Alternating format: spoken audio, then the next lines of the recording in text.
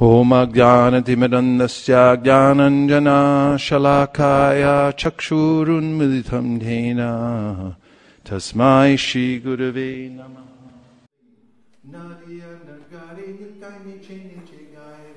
This is Lord Nityananda is dancing down the streets of Nadia and singing the names of Lord Chaitanya in ecstasy. And this is Sankirtan. It's a natural, spontaneous activity through which one, while chanting japa early in the morning in the earlier muhurtas of the day, one suddenly feels that this is very nice. I feel happy that I'm here, not anywhere else. And then one also listens to the sound, Hare Krishna, and feels this is a very mystical sound. And then you feel happiness within your heart. And then when you go out into the world, you feel a little detached. And you just feel like being nice to people.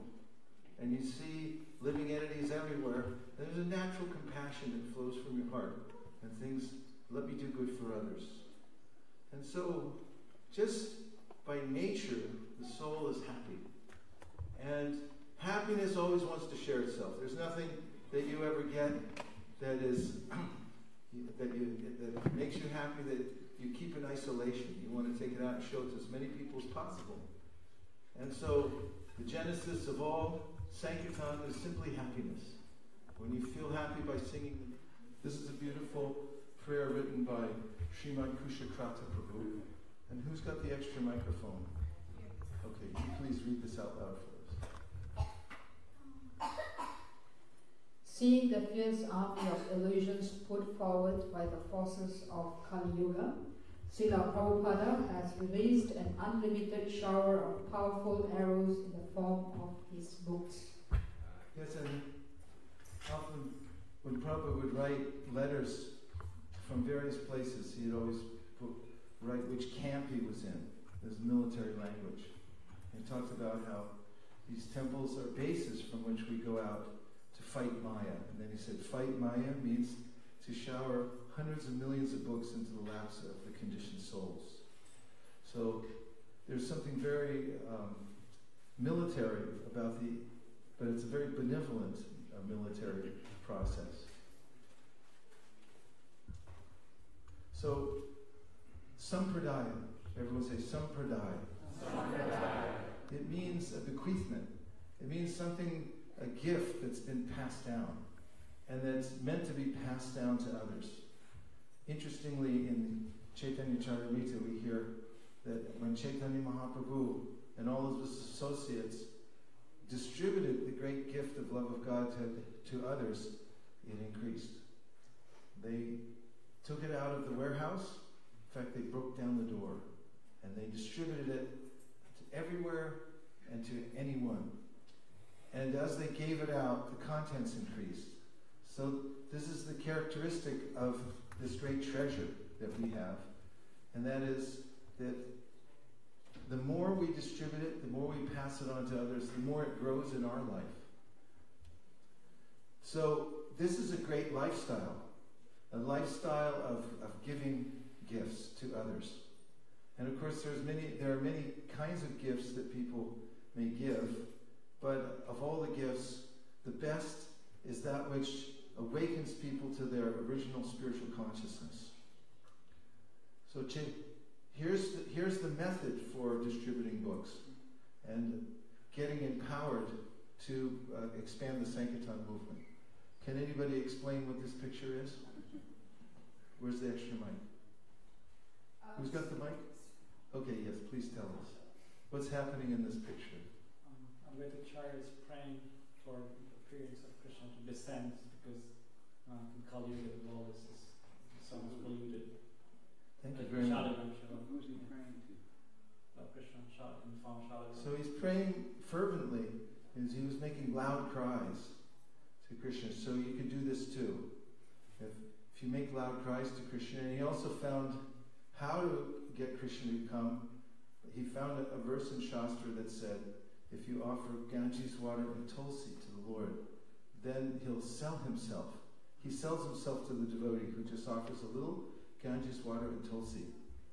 And he cried loudly for the Lord to appear.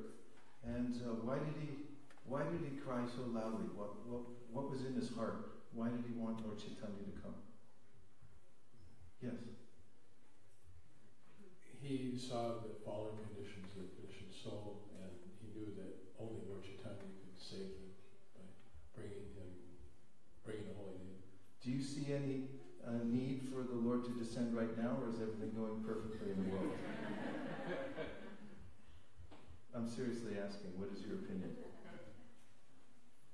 There's a definite need. There's a need, right? It's continuing to descend by, we're expanding it, I believe, by our service to the holy name. So this is a way to remain connected to the Supreme Personality of Godhead, is to pray, to please engage me in helping you save the conditioned souls in the material world. Because the entire purpose of the creation is to give an opportunity for living entities to go back to Godhead.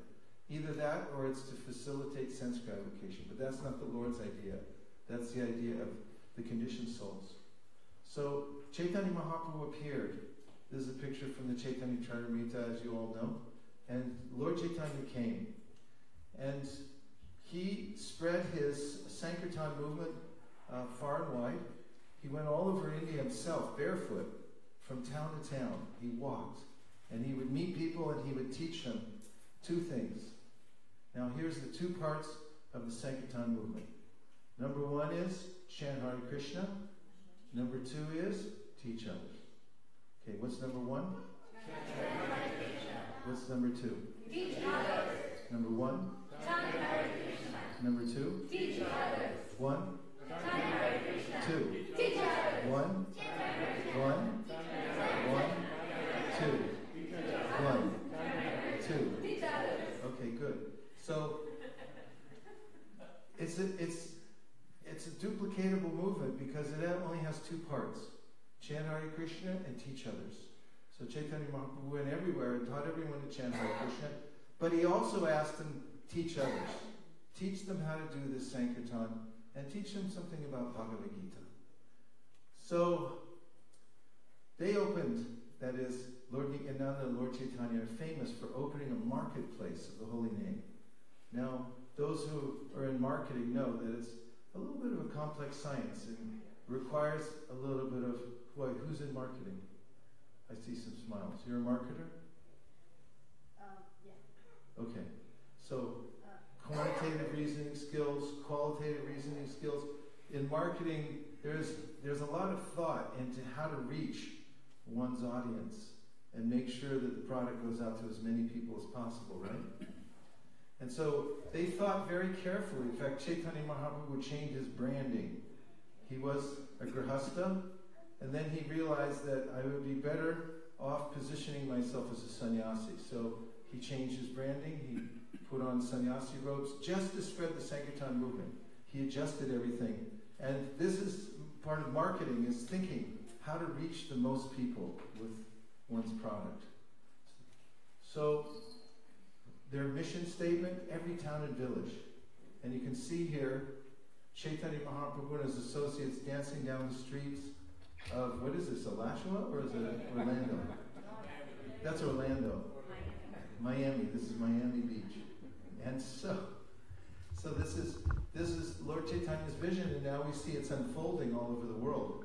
That actually we do see the devotees and Lord Jagannath and Lord Chaitanya and Lord Nityananda dancing down the streets of modern cities everywhere, and ancient cities everywhere as well. So Lord Chaitanya's movement, after his advent, became hidden for some time. And then the great Bhaktivinoda Thakur appeared in 1891 and renewed that marketplace of the Holy Name. And he declared that the market had now been opened at Surabhikunj. And he drew a whole marketing plan so that people all over India could receive Jai Shri Shri Radha Ki Jai, Shri Shri Balaram Ki Jai, Shri Shri Gaura Ki Jai. So people all over the world, all over India, could take to the process that Chaitanya Mahaprabhu had brought. And then, of course, Bhaktivinoda Thakur prayed for a ray of Vishnu to come into his family. So again, you see this technique that Advaita Acharya had prayed to the Lord for assistance, and also you see Bhaktivinoda Thakur praying for assistance. So this is a bona fide way to increase your Sankirtan, is simply to pray. Now please ask for help. And please empower me. Please show me how to do this activity. Please send somebody to help me. And Lord Chaitanya, for those who take up the Sankirtan process, which is a kind of entrepreneurialism, we call it spiritual entrepreneurialism. And when you become an entrepreneur, when you have a startup company, what do you need? You need some capital? Where do you get that, generally? You can try something on Facebook, but you won't get much. Then you can try asking your friends, they won't give you anything. No, they might. But you can go to a venture capitalist, if they like your idea, they'll give you something. The Chaitanya Mahaprabhu was mentioned in the Chaitanya Charitamrita to be the greatest capitalist, because he's ready to invest in anyone who wants to take a risk. Entrepreneurs take risks, right? Yes. Yes, everyone say yes.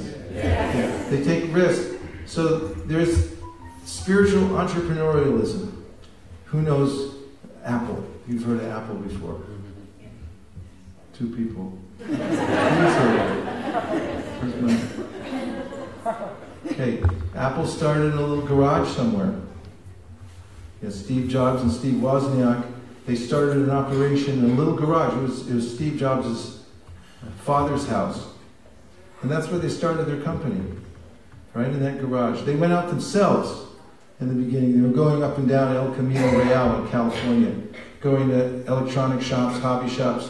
They were convinced they had a good thing, and they just went and started talking to people. Then a few more people joined them, and they did a lot of brainstorming also. As the company started to grow, they would go away to Pajaro Dunes, nearby, secluded place, and they would spend a few days talking and say how to get this to grow more, how to make it work. And as they would come back and implement it, then the company continued to grow. Is it doing okay now? Yeah? It's grown a little bit. And Hewlett Packard, who's heard of HP? Yeah. 1, 2, 3, 4, 5, 6, 7, 8, 9. Okay. Hewlett Packard also started in a little garage. And it expanded as one of the largest companies in technology in the world. And there's a way in which Prabhupada started in a little garage. Practically speaking, that room in the Radha Damodar, tiny little dusty room, right? But he had a huge idea. And he was planning all the time. In fact, if you read his poetry, when he was sitting in that Radha Damodar room, you'll find that he was thinking how to take this all over the world. How do you get from a little dusty room in Vrindavan with no money and no connections in America to spreading a worldwide movement? That's a serious question. How do you get there? Daniel, want to say? Faith. Faith? Prayer. Was that you saying that, or was somebody else? Prayer. Prayer? Did Prabhupada pray while he was there? Yes. Yeah. In his poetry, you see, he's fervently praying. And all his thoughts are going towards how to spread this all over the world. And as he's aboard the Jaladuta, is he praying? Yes. Yeah, how do you know? He wrote a song. Yes, he wrote a song all about it. And it's his prayers, how to spread this all over the world. So Prabhupada said, when you have an order to fulfill, a spiritual order, and you don't know how to do it, then you should pray. And you should say, how can I do? How can I do? How can I do? Everyone please say that. How can I do? How can I do? How can I do? Yes, and as His Holiness Bhakti Tirtha Maharaj used to say, when you're given an order to fulfill by the spiritual master, and you're not sure how to do it, but you do it anyway, and you make this prayer, how can I do? How can I do? That's when empowerment happens. You have to take a risk, just like entrepreneurs who do really big. They take risks. But when you take a risk for Lord Chaitanya Mahaprabhu, you become a spiritual entrepreneur, and you beg him, please back me. I want to do something to spread Sankirtan. Please back me. He's ready to back everybody. That's why Prabhupada was so successful. he knew he had the greatest spiritual capitalists backing him. So he went for everything, and he got it by the mercy of Sri Chaitanya Mahaprabhu. So this is Bhaktivinoda Thakur. He was in one place and praying, please send me help, send a ray of Vishnu. And the great teachers and acharyas like Gaur Kishore Das Babaji Maharaj gave this special sadhu sangha to the world and kept the pure holy name going. Then that ray of Vishnu appeared. Srila Bhakti Siddhanta Saraswati Thakur ki jai. He made that marketplace grow all over India in such an organized way by forming the Gaudiya Math. He had ways in which he was training young people how to take to Krishna consciousness. He was instituting it all over India, and he was also printing books. He relied heavily on books. In the flagship temple in Calcutta, Srila Bhakti Siddhanta Saraswati Thakur, next to the deities on the altar, built a special compartment for the printing press. He worshipped it as the Brihat Madanga, the way in which the holy name would be broadcast all over the world through the printed word. And when Abhay Charanaravinda, the disciple of Srila Bhakti Siddhanta Saraswati Thakur, who was a householder at the time who had received an instruction from his spiritual master very early on. How early on was that? The first time he met him. Srila Bhakti Siddhanta said, and please spread this all over the Western world. Preach widely in English. And now he asked again his Guru Maharaj, when he was in Radhakund, he was walking with him, and he asked, how can I serve you? And his Guru Maharaj re-emphasized, if you ever get money, print books. If you ever get money, do what? Print books. Okay. If you ever get money, buy boats. True or false? If you ever get money, get rabbits. If you ever get money, yeah, that's what he told them, print books. So he believed in books, and Prabhupada said, I took this from his mouth, that he is very fond of books. And you could see this fondness that Srila Prabhupada had for books also, because that was a fondness he inherited from his Guru Maharaj, and he stuck to that. So Srila Prabhupada, don't you love this picture? It reminds me of him coming over in the Jaladuta. I think of him sometimes, leading the charge on the ship, holding that book. In the spirit of the Bhagavatam itself, which says this is meant to create a revolution in the impious lives of the world's misdirected civilization. So Prabhupada did something miraculous. He came to America with a couple of trunks, and they had 200 sets of his first canto of Bhagavatam, which was in 3 volumes at the time. And I always wondered what he did with those trunks, because how do you carry big trunks around with you? I mean, it's hard enough carrying a little suitcase when you're traveling, isn't it? Anybody here travel? Isn't it a pain? What to speak of huge trunks of books. You know what he did with them? The Scindia Steamship Company, along with the free passage they gave him, also allowed him space right there in New York City for him to store his books, because they had a warehouse there. So he kept them there until he started getting some traction in New York. And Brahmananda told me, I interviewed him extensively for my book, that after Prabhupada got a little something going in New York, he brought the books out, and he and Gargamuni sat there and bound them together with string. And Prabhupada sat there chanting and enjoying, watching his books come out. And so Prabhupada brought out that marketplace that had been inaugurated by Lord Chaitanya, again revived by Bhaktivinoda Thakur, sustained by the chanting of devotees like Gaur Kishore Das Babaji Maharaj, and then brought to the world, brought all over India, some places in Burma, and also in England. Srila Bhakti Siddhanta had sent some devotees to England and said, please spread. He wanted it to go. In fact, it was hard to conceive. Of course, anyone who's sitting in a dusty room in India could think, how am I going to spread this all over the world? Other than praying, how would one pray? In one way? What would you say? Say it. Everyone say it? You just have to say it 3 times fervently, though. Please try again. How can I do? How can I do? How can I do? Yeah, from there, and then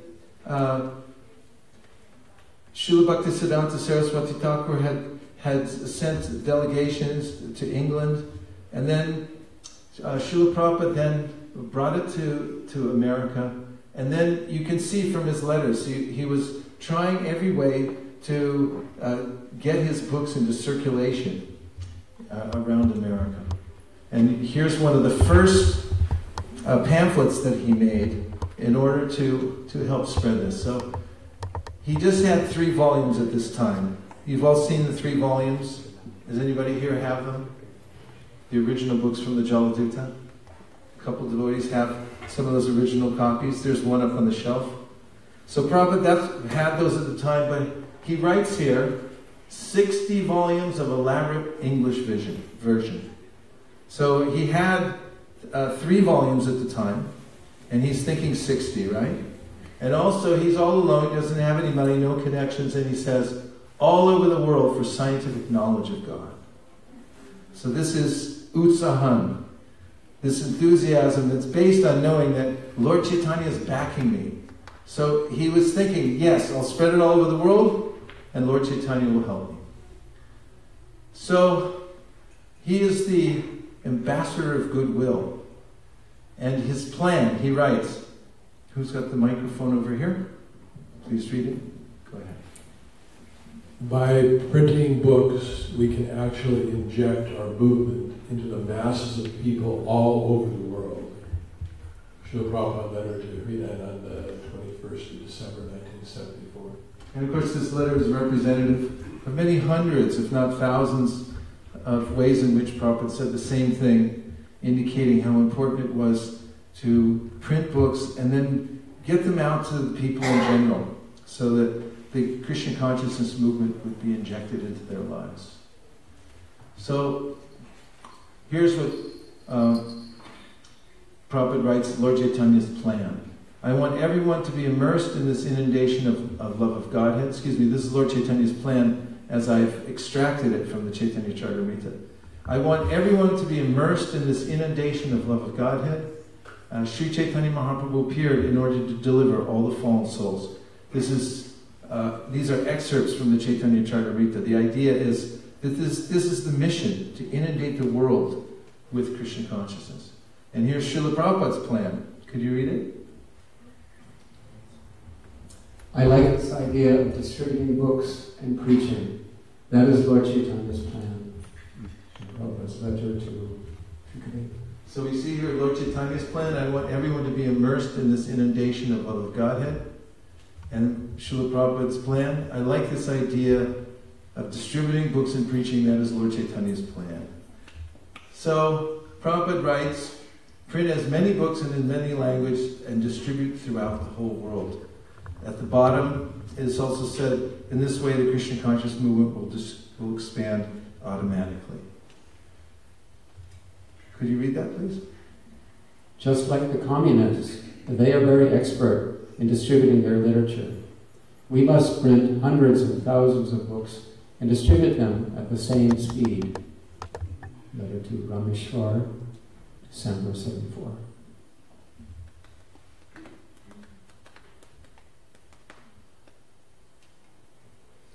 I met some devotees of Jehovah recently when we were in Washington, D.C., and they were telling me how they print their books in 1,000 languages. They were in front of the Lincoln Memorial. They had these really nice cards. We just found out where to order them, so you can order them also here. And they fit books, and they fold up, they wheel around, and they make a nice display in and of themselves. They're very nice people. They were talking all about how they print their own books. They have their own ink. They produce their own ink in their own fields. They also produce their own paper. They also print everything. They're focused completely on literature. And once a month, they have their magazine come out in 1,000 languages. And they have a network all over the world through which they distribute thousands and thousands. 239 countries they are connected to.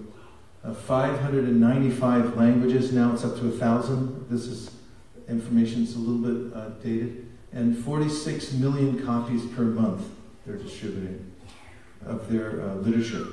So they started off as a small organization also. And they've very much focused on literature. I would argue in a comparison that our literature has deeper philosophy. I mean, it's maybe subjective, but... in fact, we find that there are various religious traditions all over the world that have spread widely. For instance, Buddhism. It started with a sermon that the Buddha supposedly made, and there were some notations taken about the sermon. And there's a small list. It's almost like it was taken on the one page of a notebook. And from there, Buddhism has spread all over the world. There are also other religious systems in the world. Which other ones can you think of off the top of your head? Islam. And how many books do they have approximately? One main book. It's the Quran. Any other religion you can think of down here in the South? Do you have Christians down here? Yeah? Bibles. Okay, so what's their main book? Bible. They have one book. How many books do we have? How many? Yeah, we have 70 or 80 big books. We have the Bhagavatam. Just as far as a language comparison goes, Radhika Ramanprabhu was saying the other day in a seminar that he gave that there is no more sophisticated and beautiful, poetical language in the world. The philosophy of the Bhagavatam is unparalleled. And what to speak of Bhagavad Gita, which is the world staple for philosophy. We have the stock of the most important literature in the world, yet we're not distributing as many as the Jehovah's Witness. But we could. They started off in a dusty garage somewhere, and now they've reached all these different countries. And we'll talk during this seminar about how the community here in Alachua can grow into a book distribution empire and distribute tens of thousands, if not hundreds of thousands, of books per month.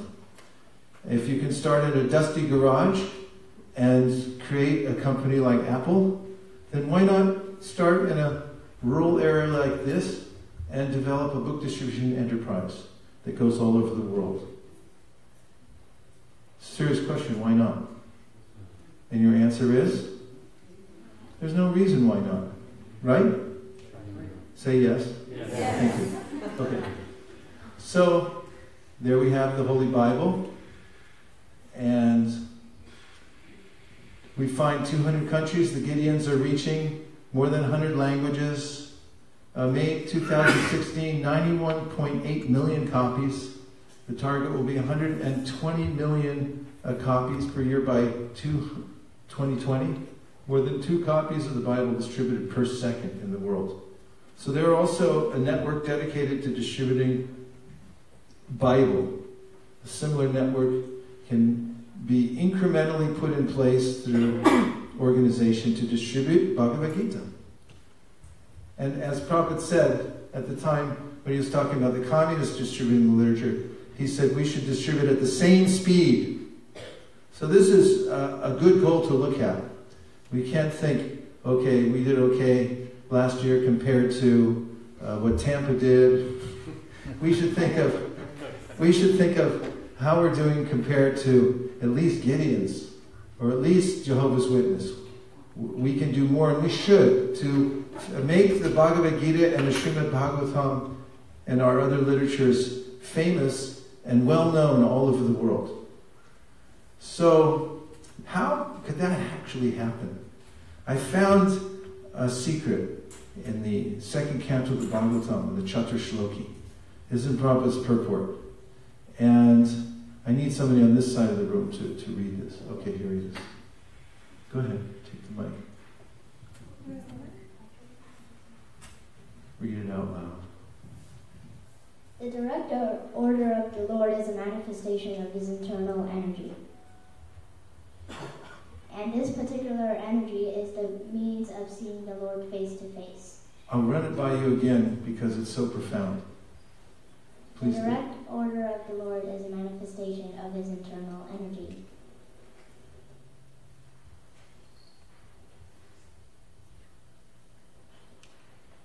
And this particular energy is the means of seeing the Lord face to face. Who said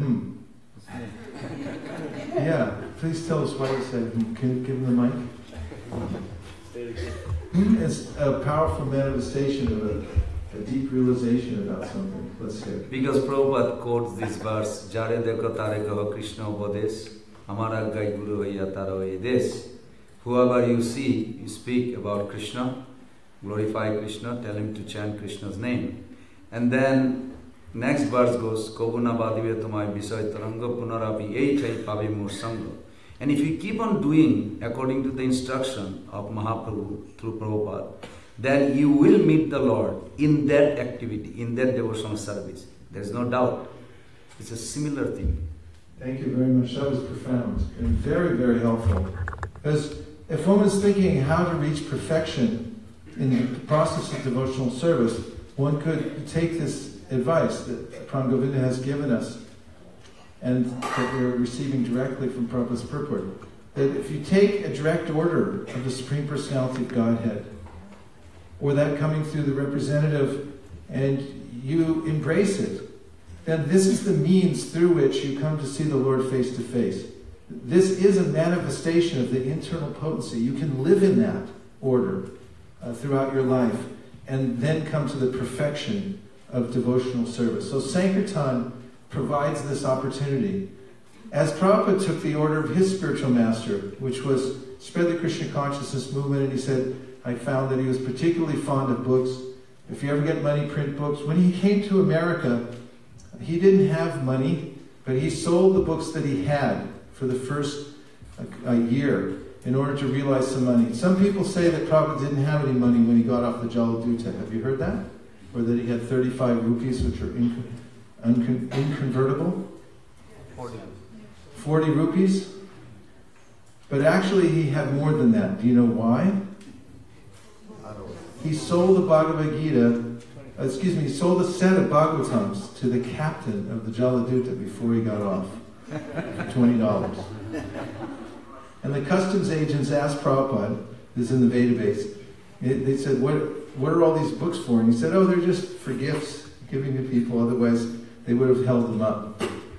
But Prabhupada, he lived by distributing those books the first year, and he then, when he started getting some followers, had a plan, and that was to buy a property. In the beginning, ISKCON didn't have any properties.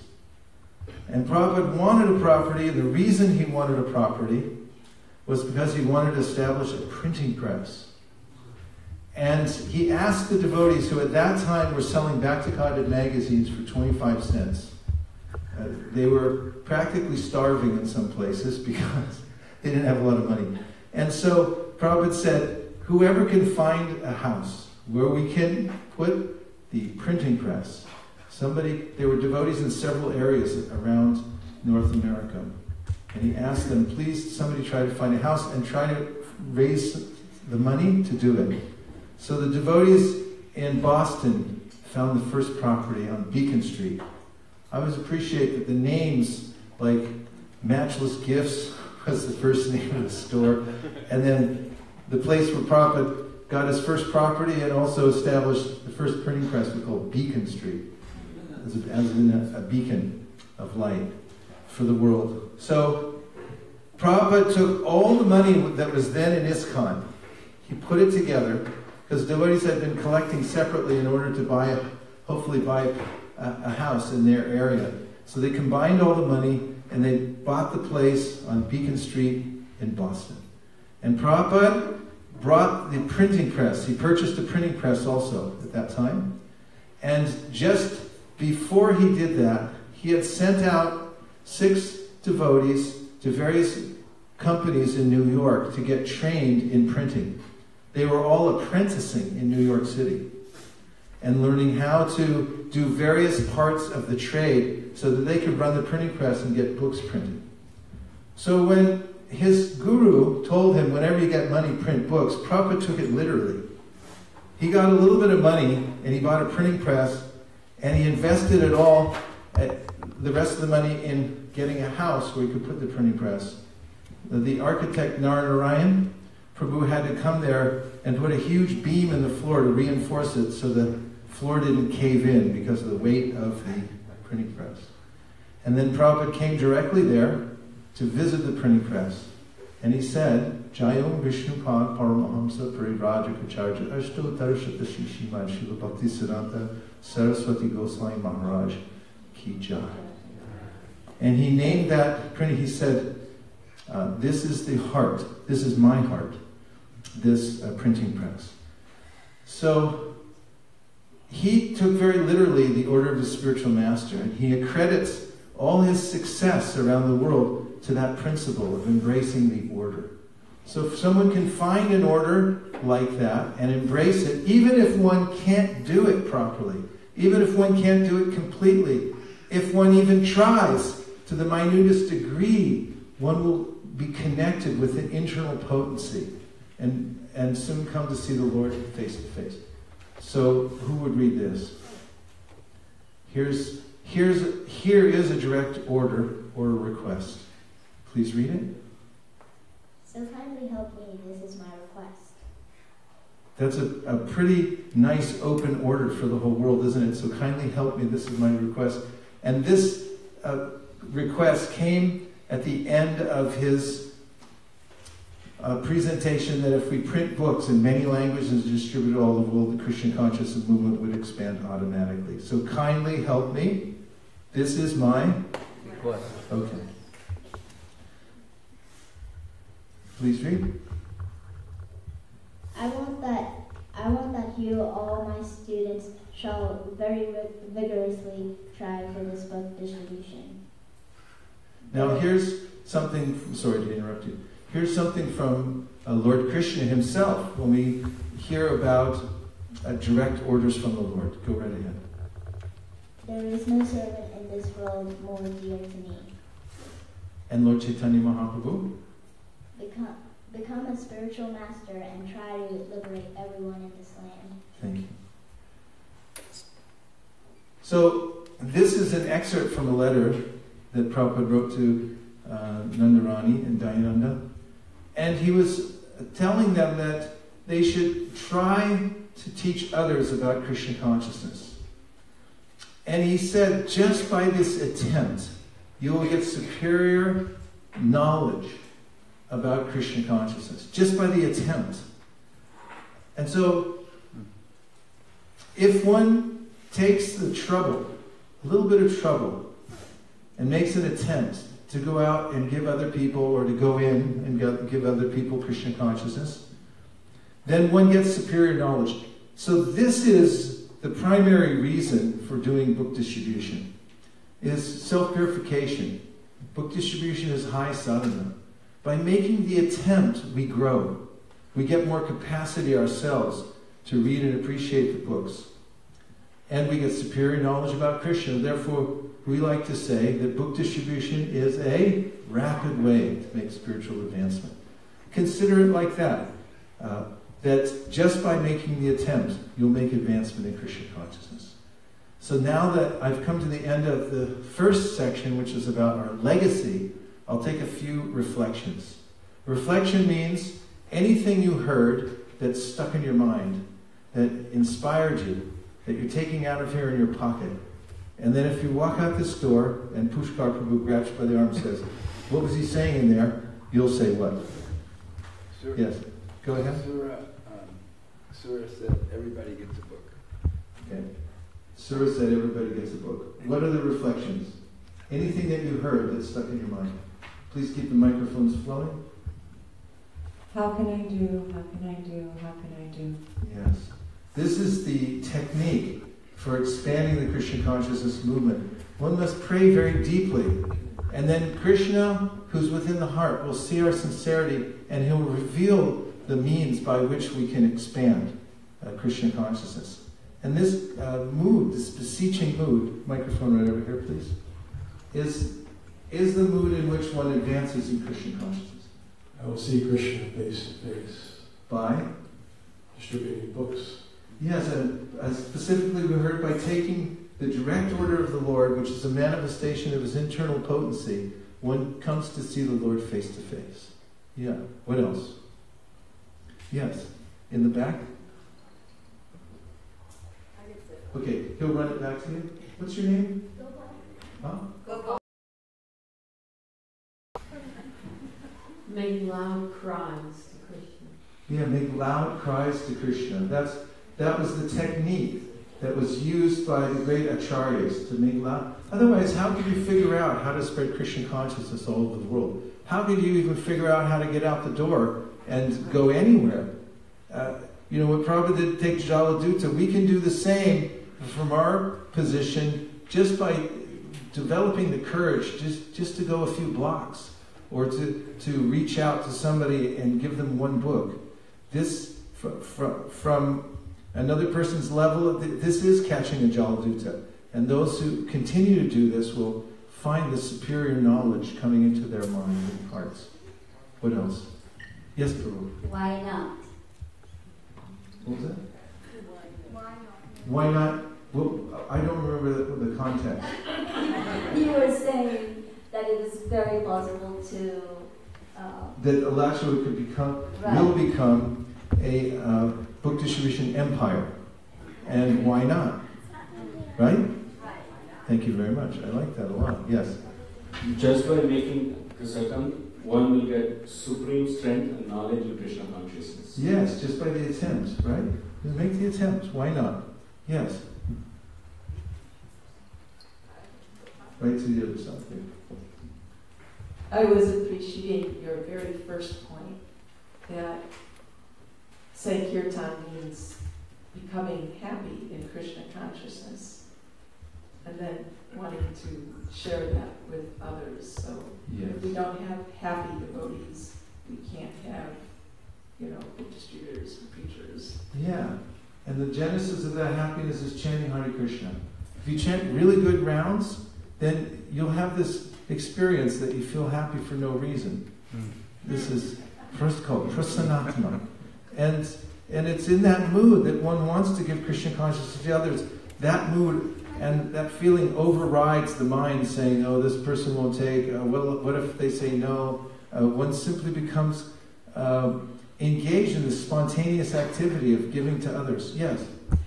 You mentioned not to compare our book distribution scores with Tampa or any other local place like that, but with the Jehovah's Witnesses and the disciples are how the numbers. Yeah, for starters, let's catch up to them.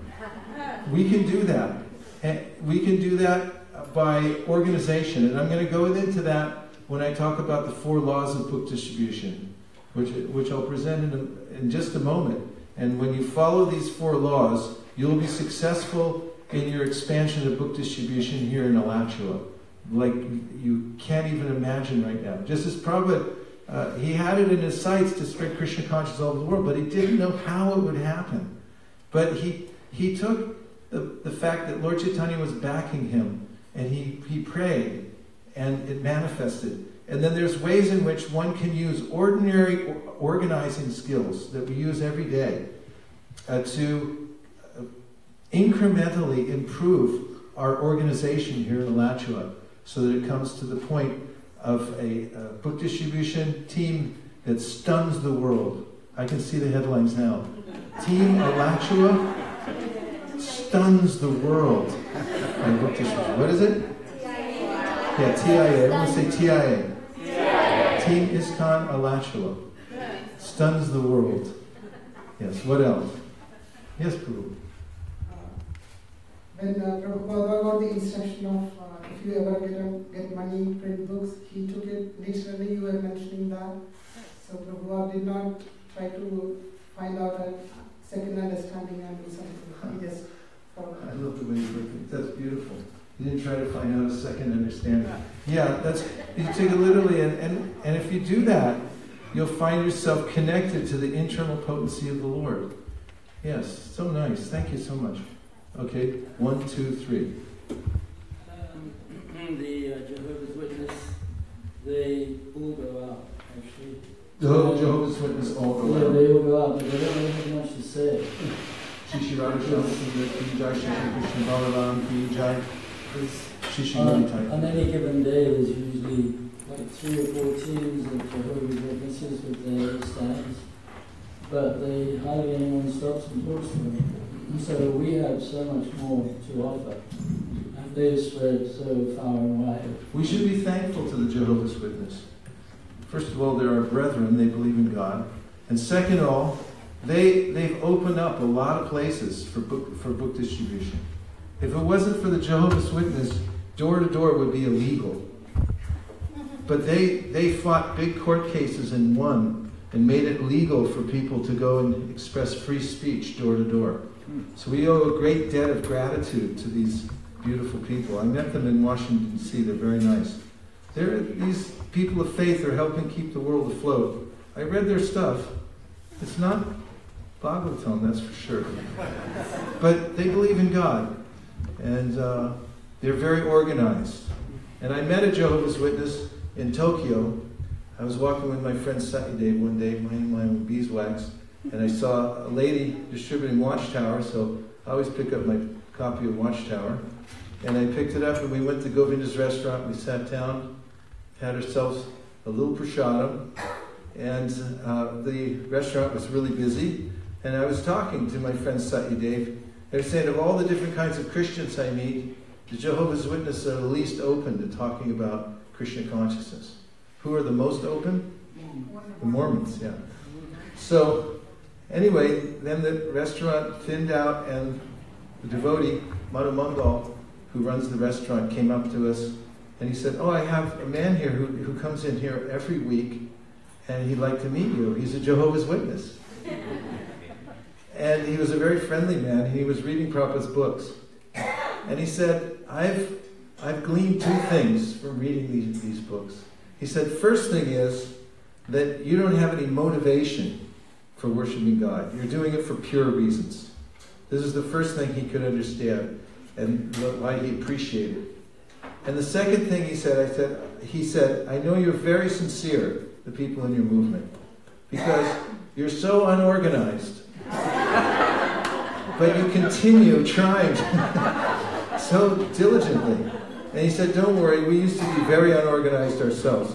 And he said, that was hundreds of years ago, and we've come to be much more organized in the world. Anyway, your point's well taken. He was at Govinda's. Okay.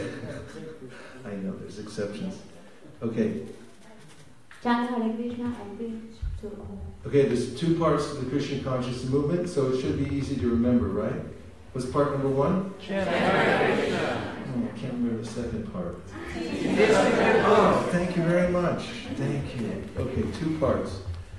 I'll keep practicing, see if I can remember those both. Thank you. And yes? And asking Srila Prabhupada, please beg me, so kindly help me. This is my request. Yeah, what did Prabhupada ask you? So kindly help me, this is my request. So if you just say, okay, what's your request? You find out what it is, and you just try to help him. What might happen? Gopal, what might happen? If you just try to help Prabhupada. If Prabhupada made a request, he said, please help me, and you find out what he wanted you to help him with, and you did it, you tried to help Prabhupada, what might happen? I would get spiritual advancement. Thank you. Let's give Gopal a hand. Gopal, there's 2 parts to the Krishna consciousness movement. First one is? Chant Hare Krishna. What's number 2? Teach to others. Give him another hand. Okay, now, somehow okay, here are the 4 laws of book distribution. Follow these laws and your individual book distribution will become supremely empowered, and Alachua will become a great empire for book distribution in the world. So, here are the 4 laws. Number 1, your sadhana must be strong. Number 2, you must get books. Number 3, the more you show, the more you sell. Number 4, you must organize. Now please, would you say them together? Number 1. Number 2. Number 3. Number 4. Okay, now let's go in a little more detail. Your sadhana must be strong. You can't distribute what you don't have yourself. Oftentimes, people start off selling Bhagavad Gita, but if they don't read Bhagavad Gita, then they'll think, maybe I'll sell something else. Maybe soap on a rope. Why not soap on a rope? Why not anything else besides Bhagavad Gita? Unless you love Bhagavad Gita, why would you love Bhagavad Gita? Because you're reading it every day and you're feeling reciprocation from the Supreme Lord. When you hear Krishna saying, Mom, you feel he's speaking directly to me. I have a relationship with Krishna. He lives in this book. That's why one would feel inspired to distribute Bhagavad Gita and to spread the chanting of Hare Krishna. If one is chanting in the muhurta in the morning and feeling ecstasy from chanting because you'd rather, you don't want to be anywhere else except there chanting. You don't want to think of anything else. You just want to chant Hare Krishna and you feel happy for no reason. Then you'll want to go out and see other people take the holy name yourself. So sadhana means strict, serious, and sincere. Please say. Strict, serious, and sincere. Yeah, so Prabhupada mentions these 3 qualities of strong sadhana in various places in his book, but I put them together in a little bracelet that you can wear wherever you go. And strict, serious, and sincere have specific meanings that you can look at. I define them in the book, Our Family Business, in some detail. So there's ways in which to have strict, serious, and sincere sadhana. So first of all, it's important to get a taste. Because if you get 1 molecule, how much? 1 molecule. What is your name? Yeah. Lakshman, give him the mic. How big is a molecule? Yeah, we got some brain kids in there. Go ahead, tell us again. How big is a molecule? As small as a microorganism. How small is that? Really small. Yeah, you can't even see with your eyes, right? So if you get 1 molecule of taste for chanting the holy name, it's enough to flood the whole city of Alachua. No? Yeah. The whole state of Florida, 1 molecule. No? Yes. All of North America. Actually, it'll continue. That 1 molecule of taste for chanting Hare Krishna will go across the ocean. It'll go into the European countries. It'll flood all the way up into Russia. Then where? Down to the African continent, into India, all the way over to Australia. It'll hit the Philippines, Japan. 1 molecule. So the genesis of all expansion of the Krishna consciousness movement comes from getting this taste for chanting Hare Krishna. Therefore, Bhaktivinoda Thakur says, just once try to get this 1 molecule of taste for chanting Hare Krishna. Lean into it. You have to lean into the japa and try to hear it and try to get the taste. When you have taste, you have overflow to distribute. And that's what we're distributing. Actually, when people see devotees, what they see in their eyes is the overflow of their sadhana, that devotee's dedication to chanting Hare Krishna. I notice all the time that people, when they see, like recently, we had the girls, what was the name of that bus tour? Kishore Yatra? Yeah. Kishore Yatra. They came to ISV, and they were all out chanting for the Harinam party. And people were coming down the street in Palo Alto, and they could not believe what they saw. They saw the bright-faced youth those who were chanting Hare Krishna, they couldn't take their eyes off him. It's so beautiful. And devotees who are following four regular principles, chanting Hare Krishna and reading Prabhupada's books become beautiful. And people don't even notice the book so much. It's not the book they're buying, it's the devotee's effulgence. And they think, where did you get that? They would like to know where you got that. And here's where you get it, from your strong sadhana. So Prabhupada recommends in many places, chant one chapter of Bhagavad Gita every day. So he said, please encourage the others to read this Bhagavad Gita at least one chapter every day. Bhagavad Gita as it is should be read by all of my students at least one chapter a day. These are separate quotes, by the way. So one recommendation I have is to join Chad. How many Chad members in here? Please raise your hand. 1, 2, 3, 4, 5, 6, 7, 8, 9, 10, 11, 12. Thank you very much for the Chad members. This is an underground organization. And we claim members, thousands of them all over the world. And those who join Chad agree to chant at least one chapter of Bhagavad Gita every day. That means you have to do at least the Sanskrit or at least the English in one chapter of Bhagavad Gita every day without fail. And for those of you tonight who would like to join Chad, I brought you a Chad card. So dear, can you look in here and see if there's any of these credit cards? Free credit card. And it's in the black bag. It's on the other side. It's usable in fine institutions anywhere in Alachua. Just go in and show them your card and tell them you'd like to charge things. I'll see what they say. How long it take? And let me know. Here it is. You can hold it up. Here's Sudhir Madhava will hold up, stand up. Here's your credit card, your Chad card. You just have to put your name on it and the date you're starting and chant one chapter of Bhagavad Gita a day. How long will that take? To do one chapter in a day? Yes.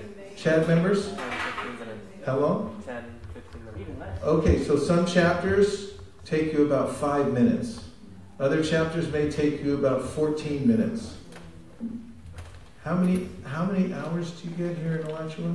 In California we get 24. I just want to check. How many do you get? How many? Omkar's saying 24. You all agree? Okay. So out of your 24, if you take 5 minutes, 14 minutes to chant one chapter of Bhagavad Gita, then you will get a taste for Krishna consciousness, because there's so much potency in Bhagavad Gita. Rupa Goswami in his Lakhu Bhagavatamrita recommends everyone should read Bhagavad Gita, he said, because it's spoken directly by Krishna, the Supreme Personality of God. Lots of people have Bhagavad Gita. Lots of people keep it on the shelf. Lots of people talk about Bhagavad Gita. But those who read at least one chapter of Bhagavad Gita every day will feel supreme empowerment from Krishna himself in the book. Now, there's also a system, I mentioned it in class this morning, and we call this Be a Sage, page by page. Everyone say. Be a sage, page by page. And this is a simple system by which you can know when you're going to finish each one of Prabhupada's books. For instance, if I asked Omkar when you're going to finish the Bhagavatam, and I came and I woke you up at 1 o'clock in the morning, I snuck into your room and I shook you and I said, Omkar, what's the date you're going to finish the Bhagavatam? If he was following this system of Be a Sage page by page, he would sit up on his elbow and he would say, January 1st, 2020, I'll be done. And how would he know that? Because this is a system. Be a Sage page by page tells you exactly how many pages you have to read every day to finish each one of Prabhupada's books within a given amount of time. And for those of you who would like to investigate this, let me see, does anybody here have a smartphone? How many, raise your hand if you don't have a smartphone and we'll all chip in and get you one.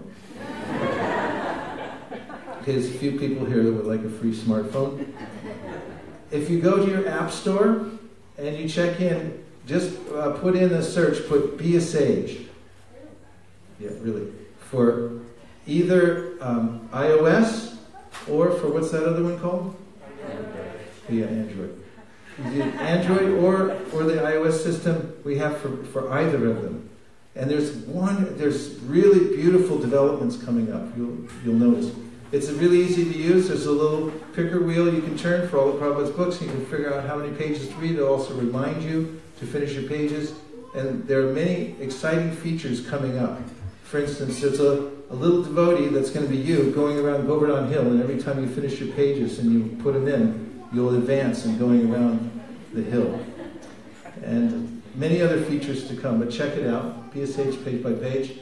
That's what it looks like right now, and you can just scan it right there and go right to it. So, the first law of book distribution is? Your sadhana must be strong. Can we say it one more time together, please? Your sadhana must be strong. Number 2, you must get books. Correct. Now in the military, when you join and you go to boot camp, you'll meet a sergeant, a drill sergeant, and they'll teach you how to talk. So the sergeant asks you a question and you answer. How do you answer? Yes, sir. You say, sir, yes, sir. Everyone say. Sir, yes, sir. Okay, you don't be kicked out of the military. Try it again. 1, 2, 3. Sir, yes, sir. Okay, like that. Now, just for this number 2, not for all of them, but for this one, forget books. Number 2 is? You must get books. Okay, let's try it again. It's just this. What's here? Get books. Okay, you'll be kicked out of the military. Let's try it one more time. 1, 2, 3. Get books. Come on, you got to scare the devotees across the street. 1, 2, 3. Get books. Okay, and I'll tell you why this works. We've done more study on this particular law than any of the other ones. We've gone to major universities on both the East and West Coast, even some in Europe, and we've done double-blind studies, and we found that you can't distribute books that you don't have. We tried. It's impossible. So there's a miracle that's upon us right now, and that is that we have books. This is a miracle. Factually, during Lord Chaitanya Mahaprabhu's time, books were very rare. When Chaitanya Mahaprabhu found the Brahma Samhita, the Adikeshava temple, he had to have it copied by hand. Did you know that scribes at that time were illiterate? All they did was copy all day, and they used a stylus on a leaf, and they had to impress upon it and make all the writing. Where's Gopal? Gopal, how long would it take you by hand to copy the whole Bhagavad Gita? 1 month. Okay, so if we were getting ready for the marathon,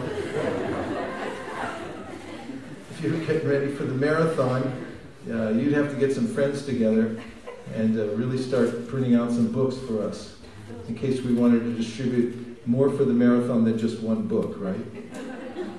But by some miracle, we have high-speed printing, and we can put these books out. We can't take that for granted. The fact that we have a window of opportunity right now by some miracle of technology, that we have the original scriptures, which are sound vibrations from the spiritual world, written down. Tadvad visargo janataga viplavo yasmin prati shlokam abhajyavatyapi namanyanantasya shankitanyat shinvandi gayanti krinanti sadhava. This is Narada Muni saying that these books, they're otherworldly. They come from the spiritual world. They're not a creation of this material world.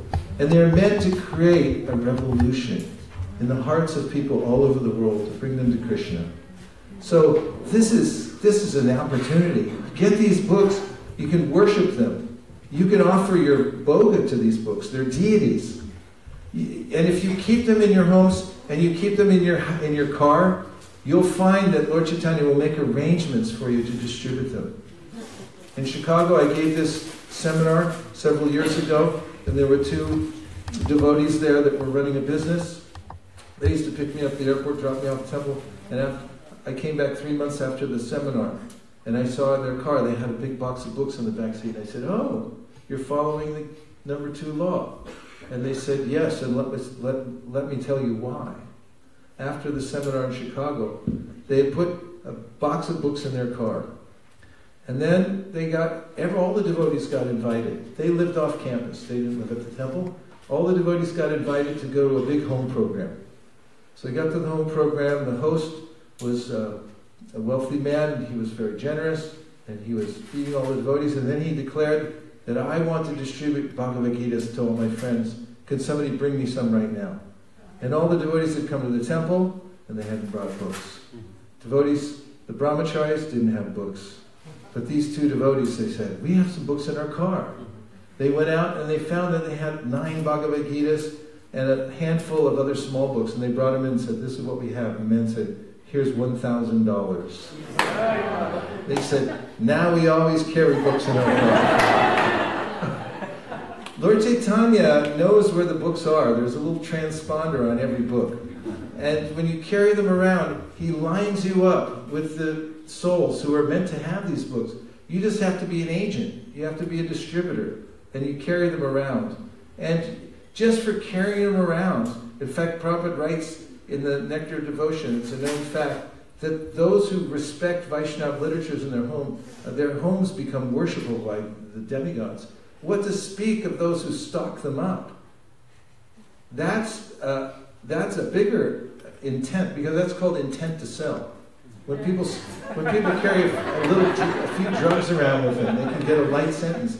But if they carry huge stacks in their cars, and then the highway patrol opens it up, and they find 3 tons of marijuana in the back, you got to go to jail for that, because there's intent to sell. So, in a similar but positive way, when you stock up books in your home and you keep them in your car, and people look at you and go, you can't read all that. It's intent to sell. You get spiritual benefit for just keeping these books. So everybody knows this now. You can't distribute books you don't have. You find ways to get them. And there are books now we have in many different languages. And they're beautiful books. It's, I mentioned already, a miracle that we have books at all in English. The great miracle that Prabhupada enacted by coming to America and bringing his books and translating them, even as he managed a huge movement. But even beyond that, they've been translated in other languages. If you talk to the devotees, and I have, when I was writing my book, I was interviewing many devotees around the world who have translated these books into foreign languages. It's painstaking. There are many words that don't even translate into other languages, and you have to invent new words just to do it. But now we have dozens of books that translated into other languages. And it's such a privilege to keep these books on hand and make them available to the proper people. And also, just as an aside, we now have a language project so that you can download from our website little cards that you can carry with you for any language book that you're going to distribute. You can have a card so you don't have to speak the language. All you have to do is identify where the person's from, hand them the book, hand them the card, and they will give you a donation. I guarantee you, or I'll pay for the book myself. Just keep track.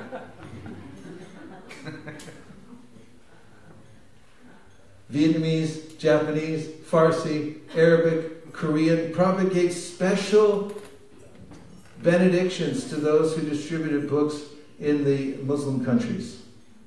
And one of the best ways to get books into some of these countries is to meet the people here. Because what happens is they take the books, they throw it in their luggage, and they go into the country. And if one stray book happens to wander into a country, it can bring down the whole empire.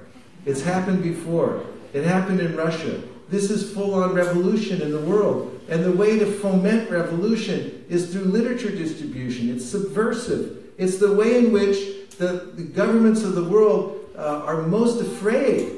They're afraid of literature because they know that people read literature, they gather together, they make their own organizations based on the literature. That's what holds them together. And if you distribute those literatures, you can create a whole new world system. And I'll talk more about that later.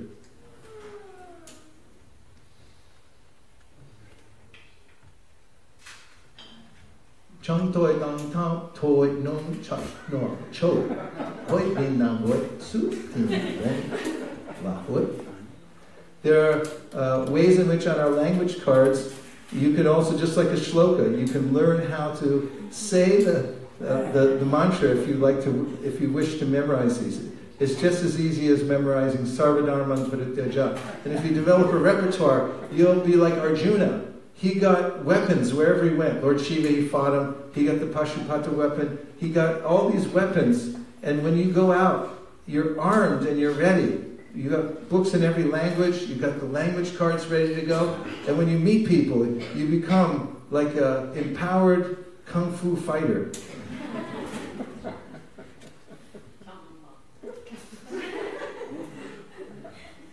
Now, if you learn a few words in each language, too, that's also beneficial. Oftentimes I'll meet people from various countries, and just because I know a word or two in their language, like I'll meet somebody from Hong Kong, and I'll say, Shimsatsui, Samsuipo, Mangkok, Homentin, New Territory, or way up on the peak. Those are neighborhoods in Hong Kong. They're,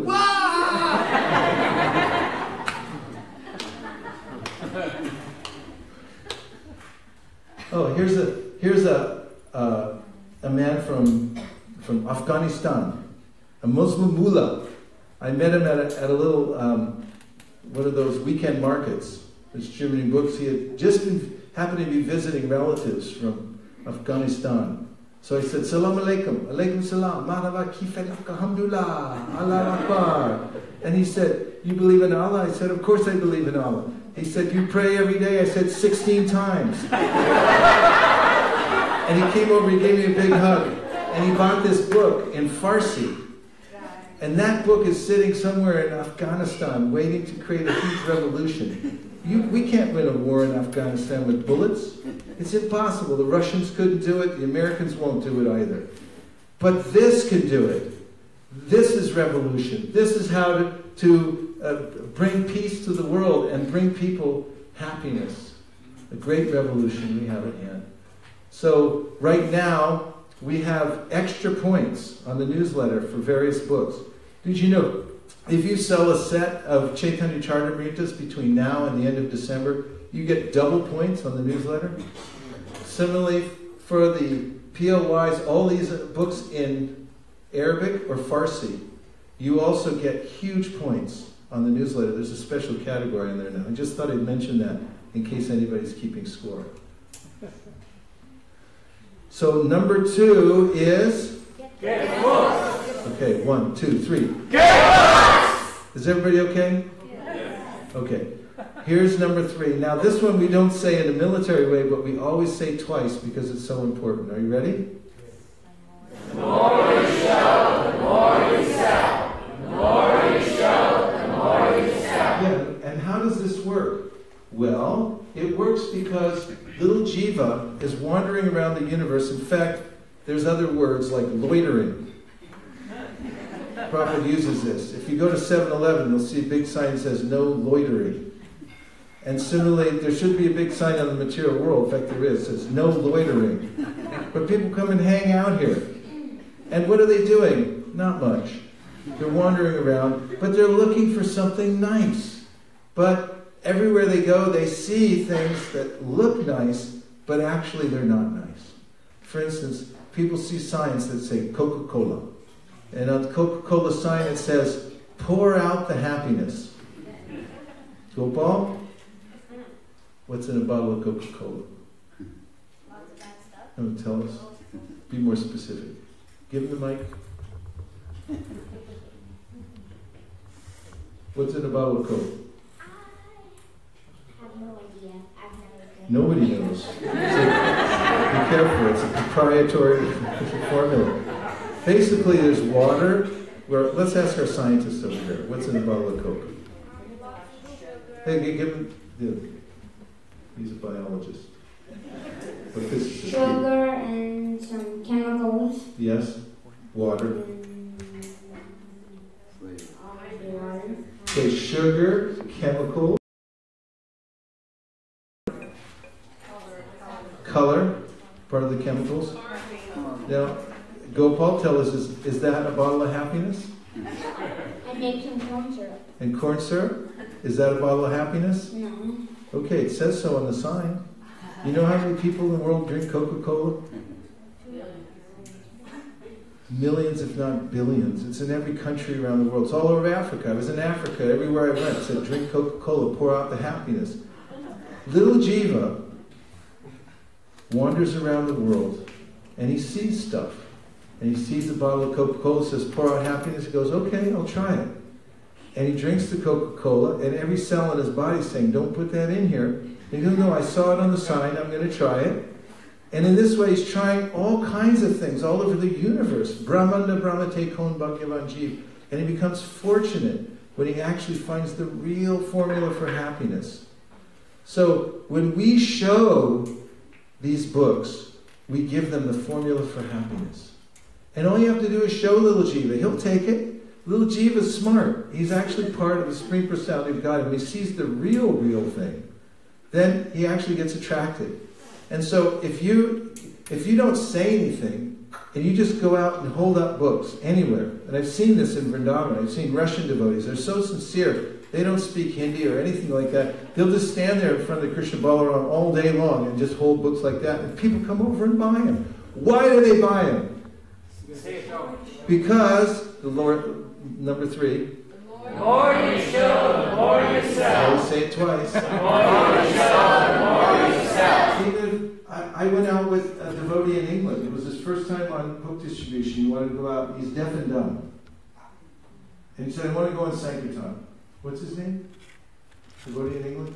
So anyway, he said, I want to go on Sankirtan. He brought his interpreter with him. He sold more books than anybody. He's just showing everybody. And explaining a little bit what's in the book. And everyone take. And anyone can go, and if they just have a little idea about how to create visibility. And there are many different ways that one can do this. There are devotees around the world just set up tables. They make the books visible. This devotee sells thousands of books from a table just by showing. There are events that you can go to. All over the world there are events. People are always holding events. And if you go to the event and you show the books, then people tell you, this is one of our big events in Silicon Valley. It's called the Pumpkin Festival. And they finally figured out why it's so popular. The books are so popular there. Can you see the picture? Diwali events. And here's the smart box. So the smart box is for those of you who like to distribute books while you're asleep. And so this box, you just go around and you put it in shops, and you can fill it up with books, and people come in, they take the book, they put the money in the box, and they walk away with the book. We get people all the time coming to the temple, and they go, oh yeah, I got this book. And he said, where'd you get the book? They said, at the store. I said, what do you mean at the store? I said, from the box. Oh, from the box. So they take the book out, they put the money in the box, and they read it. And so the store owner becomes one of the marketing outlets for the Sankirtan movement also. Just by allowing the box in the store, everyone gets benefit. You can take Mahaprasadam around to the store owners and encourage them as part of your Sankirtan team, saying you're doing great. You're helping to spread the Sankirtan movement. One devotee in Silicon Valley has about 125 of these boxes out. He just drives around, picks up the cash, and puts the books in the box. What do you think, Gopal? Say it. It sounds good. Good. Smart way to sell books. Smart way to sell books. Thank you very much. That's why we call it the smart box. Okay, there's smart tables. Now we have tables. I don't have a picture here, but the devotees have a little sign that says free meditation book, and they have a whole section of free books, and then they have other books that they can take for donation. And what ends up happening, they come over, they take whole stacks of small books, and then they take the big books, and then they give more than they normally would give, because they're very happy that the devotees are so generous to give these free books. And this has been very successful too. Do you have a point? Yeah, please. With the smart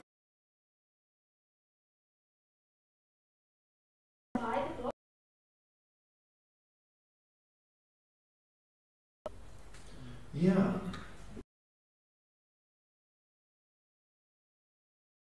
And they see the description. They have some introductory material in there, and they read it, they get an idea. They can also come and get more information from the devotees. Gopal? It's like the Coca. It's like the Coke. Like Exactly. They just see it. It's like the Coke sign. They see it there. Yeah. So they see it there, and there's a little instruction on the box that says, take the book, put the money in the box. And that's what they do. It's fun for the whole family. So Prabhupada said, I want that every respectable person has a full set of Bhagavatams and Chaitanya Charitamritas in their home. So one of the Thomas Hopkins, he was called the greatest salesman in the world. In his book, he wrote, always sell in bunches like bananas. In bunches like what? Bananas. Correct. So we have all these books in bunches, like Srimad Bhagavatam. That's one big bunch of books. And we also have Chaitanya Charitamrita. And when you bundle these books together and take them around and show to people, because what's the third law of book distribution that we always say twice? The more you show, the more you sell. The more you show, the more you sell. Correct. When you show it to people, look at this. We were going door to door with sets of Bhagavatams. They didn't want to let us in at first because they kind of felt like if they let us in, something might happen. But they finally did, and we brought the Bhagavatam set in, we took it out, we explained the whole thing to them, and they said, we don't have any space. Now this is the number one reason why people say they can't take a Bhagavatam set. Isn't that interesting? They don't have space. So we helped them out. I found, you see that red arrow where the Bhagavatams are right now? I found a whole shelf full of junk.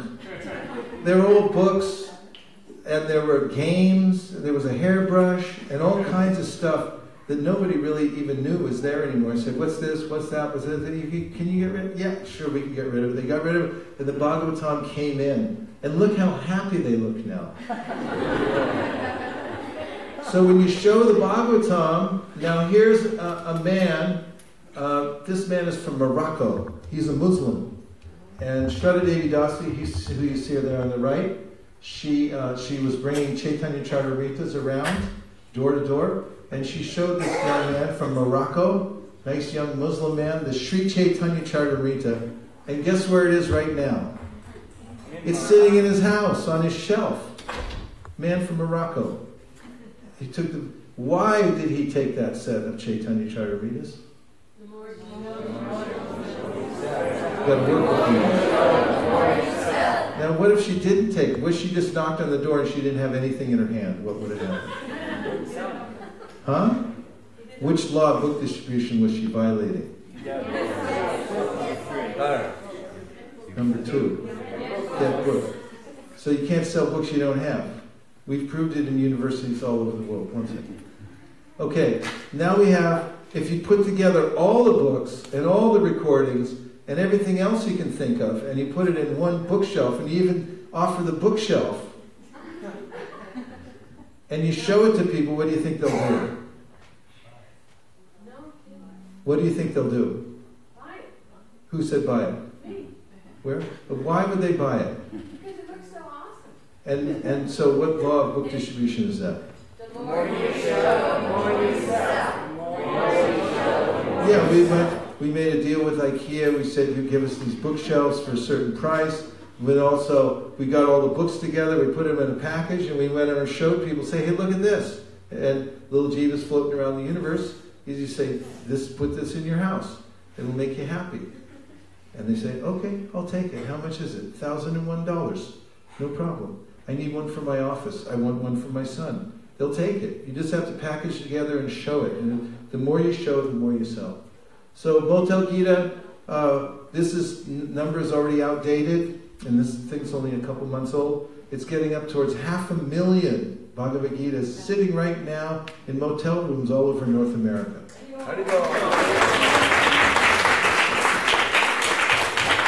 So when they say, I don't want to go on a traveling party, I don't want to do smart boxes, we'll do something else.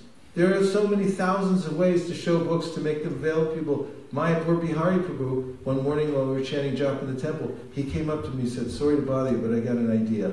I said, what is it? He said, I'd like to put Bhagavad Gitas in all the motels all over America. What do you think? I said, get started right now. And he called his friend Dilip Bhai, and they said, let's go. And about 6 months later, we were on television. They were saying, well, these Christians, they're putting Bhagavad Gitas in all the motel rooms that were normally used for Bible. And then it just started taking off. And now it's going like tens of thousands of books going out per month. Because some devotee had some inspiration. Let me make Bhagavad Gitas available. And what's wrong with that? Answer is, not a thing. Not one thing wrong with that. Look at that. The Bhagavad Gita right next to the Holy Bible. And what was the number 3 again? The more you show, the more you sell. The more you show, the more you sell. And number 4 is you must organize. Please say number 4. You must organize. Yeah, because if you want to do a little bit of book distribution as a hobby on the side, then you can just let it drift and just accidentally distribute a few books. But if you want to start an empire of book distribution here in Alachua, Florida, you can start in a dusty little garage, and if you come together on a regular basis and brainstorm and think how to make improvements on what we have now. Just like tomorrow, we're going out we're going out just to see if we can go out. We're not even going out to distribute books tomorrow. The reason that we're going to go out is to see if we can all get out the door at the same time. And to get into cars and move. Because the hardest part of book distribution is not selling books at all. That's the easy part. The hard part is moving from point A to point B. And just getting there in a group. So if we can do that tomorrow, and what we're going to do, when we get to our spots, they're already charted out. It's very organized, because you have one of the most organized Sankirtan leaders I've ever known.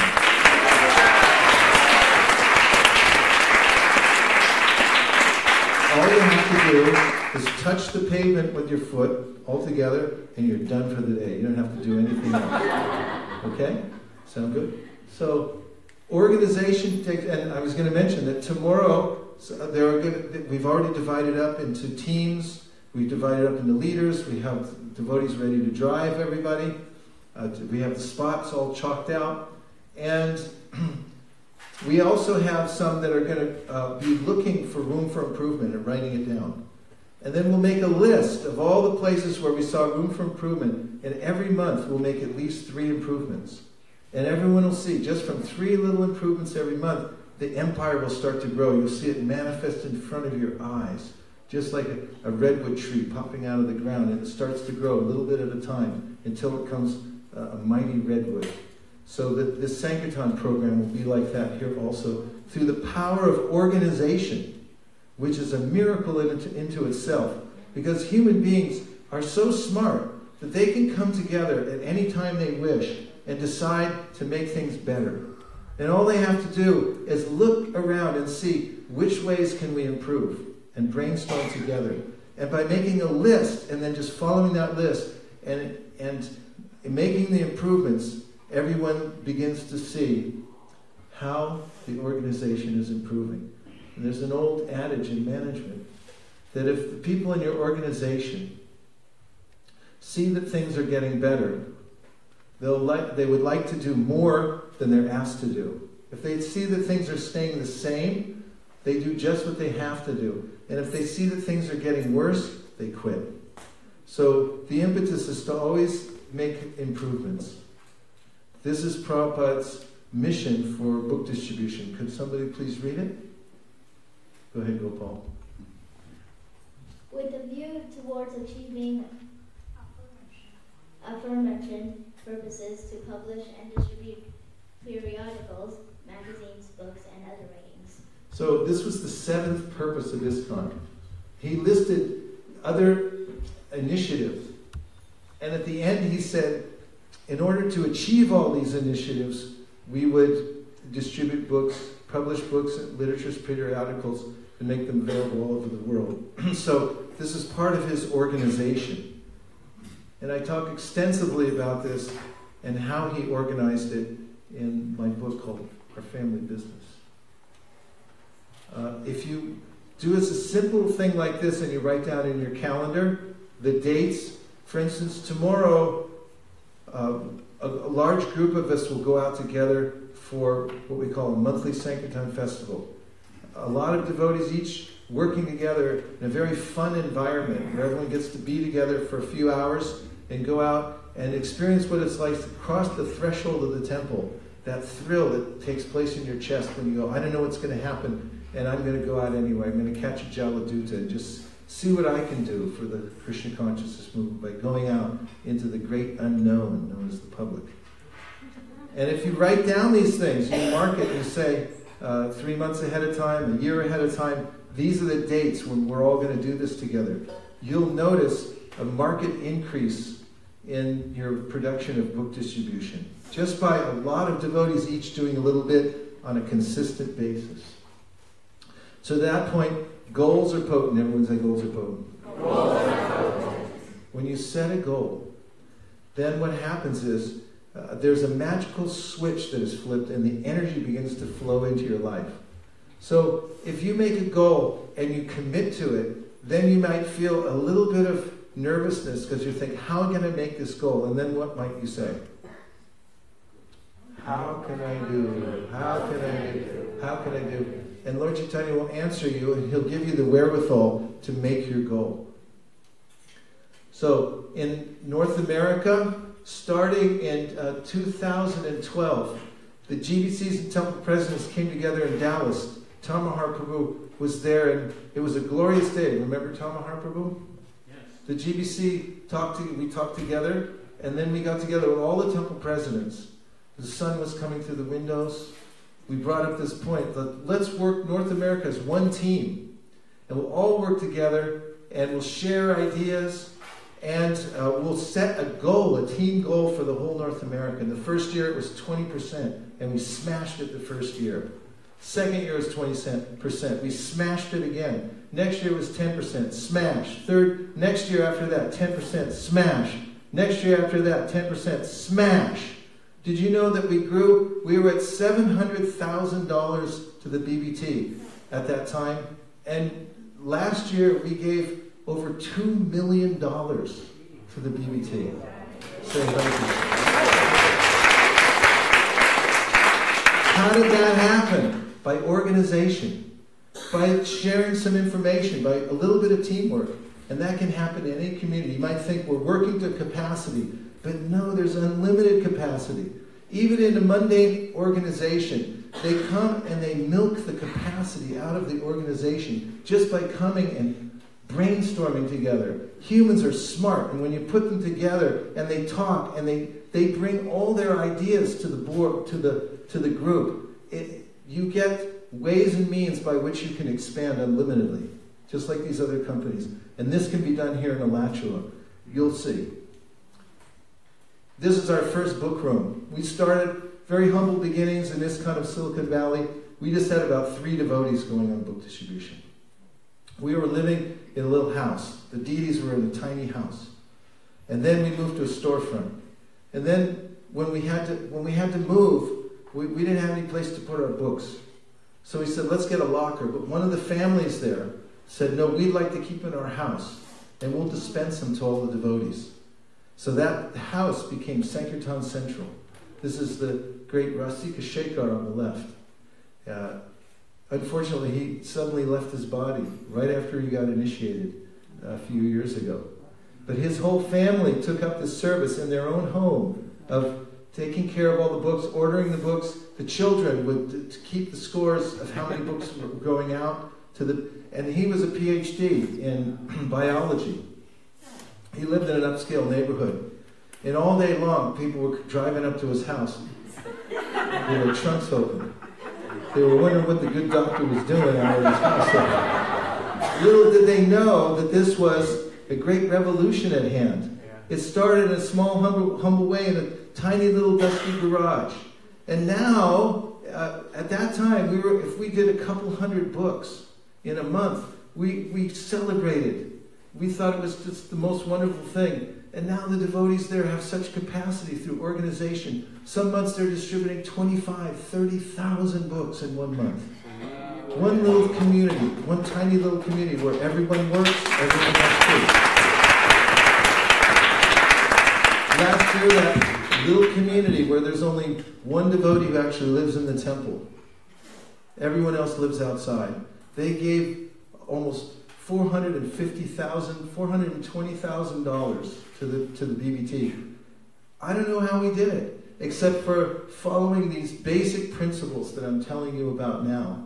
And here in Alachua, you have far more capacity to do such a thing. And how can it happen? We don't know, but Lord Chaitanya does. And if you simply ask, how can I do? How can I do? How can I do? and you apply organizing principles, which all of you know already because you organize your lives in various ways, then you can build a Sankirtan empire here. Organization means bringing in all the tools from all over. Like yesterday, we just started a WhatsApp group. Could you tell us about it? Is Vrindavan here? She's gone for Prashadam. Oh, okay. Damodar, are Sure. you in a position where you can tell about the WhatsApp group? Sure. Yeah.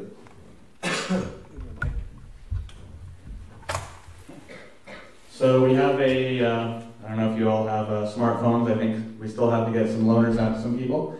But we have a group that's for the Team ISKCON Alachua. So if you want to get on that, I can add you on. All you need to have is a phone number. I think you all have a phone number and a smartphone. And you install the app, and you can either get with Mother Sri Vrindavan, my mother, or myself, or any of the other devotees who, like, if you're going out tomorrow on book distribution, all of your group leaders, they're all going to be on that WhatsApp group talking about what's going on.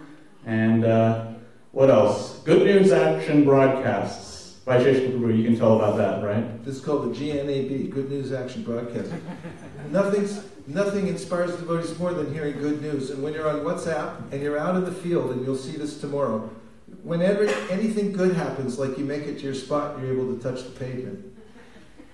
You can take a picture of everybody touching the pavement at your spot and just put it on WhatsApp and send it out. So it's out to everybody on the whole team within 2 seconds. And you'll see, okay, team number 1 made it. They touched the pavement. Number 2 team made it. Then all day long, you'll see from the teams all over North America who have already set up the system, you'll see when they go on Sankirtan together all day long, if you have your bell on there for to ring every time something comes, all day it'll be going bing, bing, bong, bing, bing. And you look in there, and there's little pictures of devotees. Oh, such and such, first time out, she just distributed a Bhagavad Gita. Somebody else, they sold a set of Bhagavatams. Somebody else, they're standing with somebody that just flew in from Iran, and they decided that they'd like to read the Bhagavad Gita. I mean, these things come in through the airwaves on the WhatsApp, and everybody gets to see. Plus, when you want to know where you're going that day, you can just read your WhatsApp notice, and you'll see where are the places, where's everybody going to line up, where are the books available. This is organization. It's very simple. And we also have to thank Damodar, too. He's our secret weapon here. There are brilliant devotees here in this community. And Damodar, I didn't know about him, but now, I mean, I did before because we went to Sam's Club. But now he's a young giant in all different ways.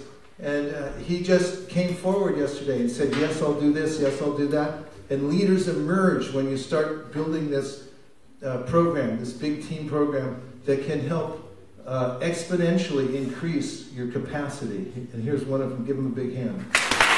Give him a big hand.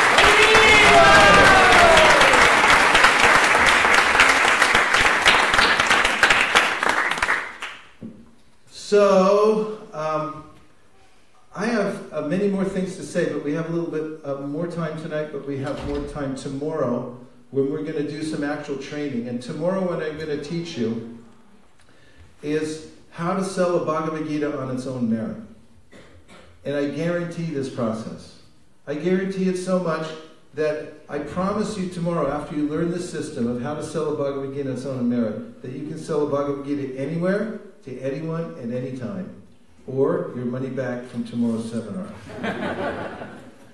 It's a template. There are many different ways to present a Bhagavad Gita, but I'm going to give you a template tomorrow that will give you so much confidence that you'll feel like bursting out the door and showing somebody just so you can run through the particular program I'm going to show you.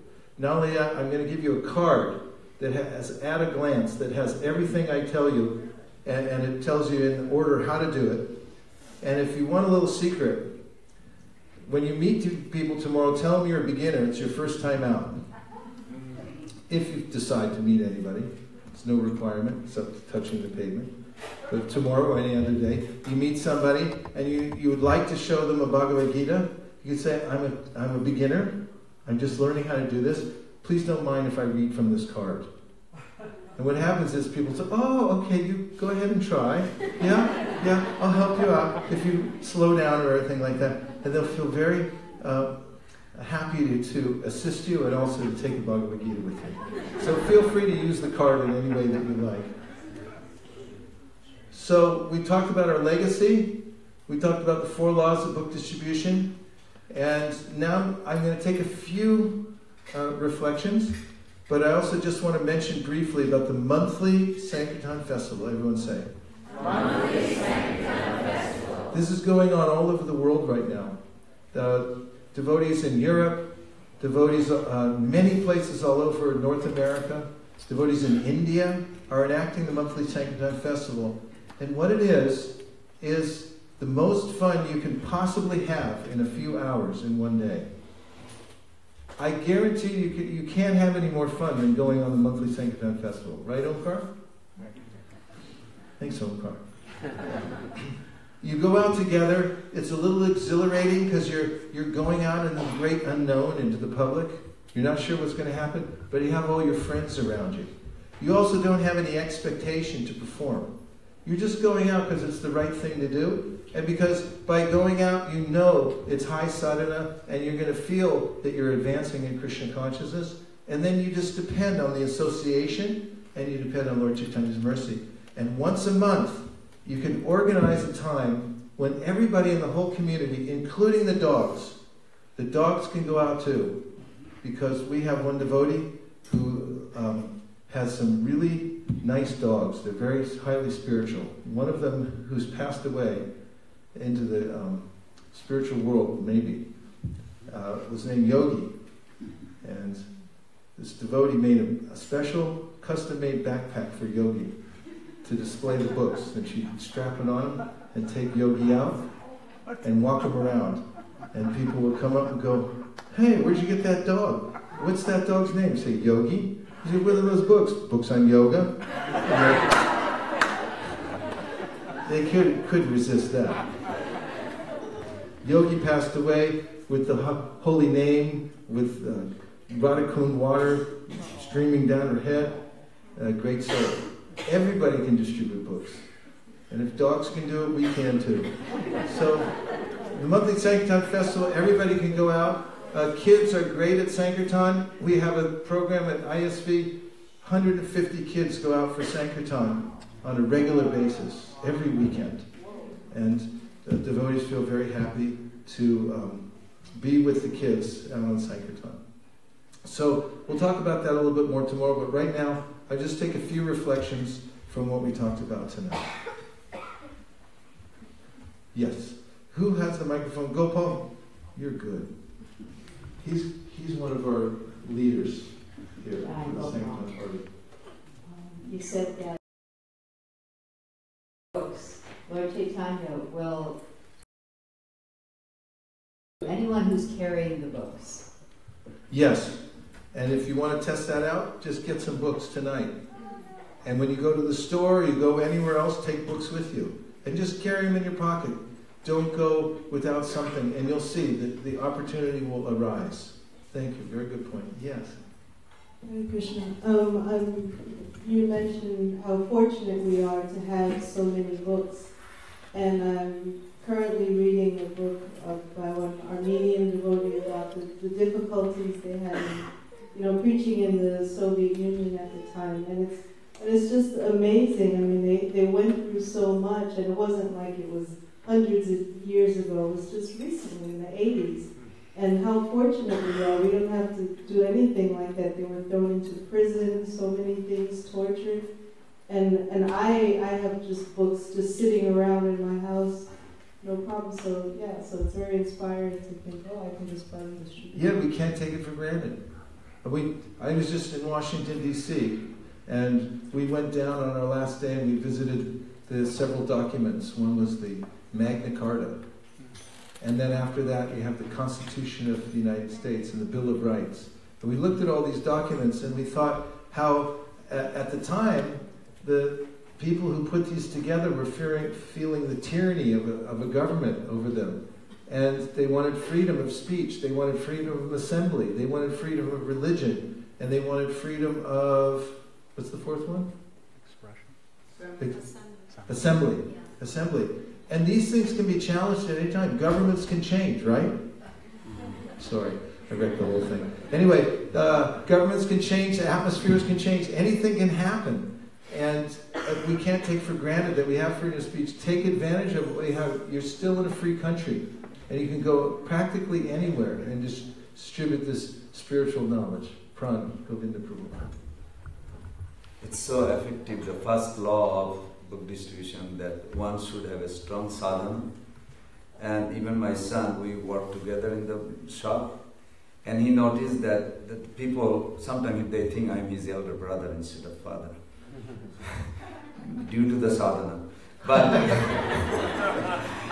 But the sadhana makes so happy that I distribute books every day, like to the customer, but in a friendly manner. They actually feel happy to talk to me. They are paying me for my merchandise, plus they get the books, and they are happy because I was happy. So the happiness has to start from here, then it will expand to them. Yes. And I agree with that. Thank you. It's practically put. Thank you very much. Yes. And that's the first symptom of advancement in spiritual life, this feeling of joy, feeling of happiness. Yes. Each book has a life of its own, and so you give it to one person, and the book will find the heart and the soul that it needs to. Yeah, there's a little transponder. Beep, beep, beep. And then it could be true. Lord Chaitanya can track them down once they have the book.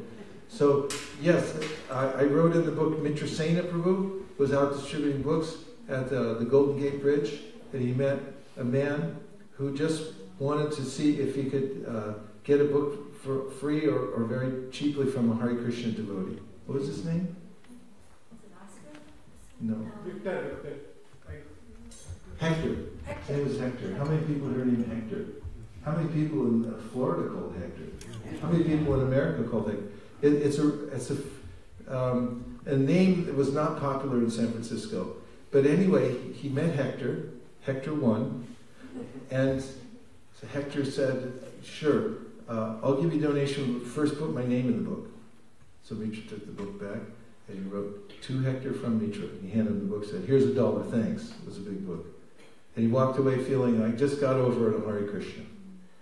And Mitra didn't mind, he went on distributing, and the next morning, he was sitting in the Brahmacharya ashram, and he got a call from the temple president who said, Mitra, there's a guy named here, Hector, and he wants to talk to you. I'll tell you what happened.